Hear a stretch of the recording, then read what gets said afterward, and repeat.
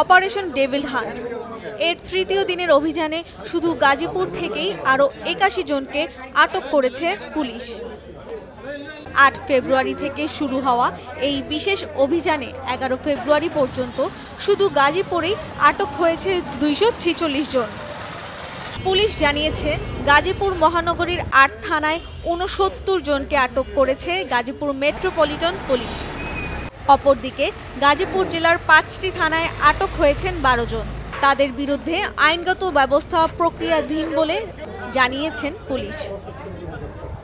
এদের বিরুদ্ধে ওই যে মামলা আছে, যে মামলা আমাদের এই যে একটা ঘটনা ঘটেছে আমাদের যে যেটা দক্ষিণ খান, ওই ঘটনায় কেন্দ্র করে ওইটাতে মামলা নেওয়া হচ্ছে।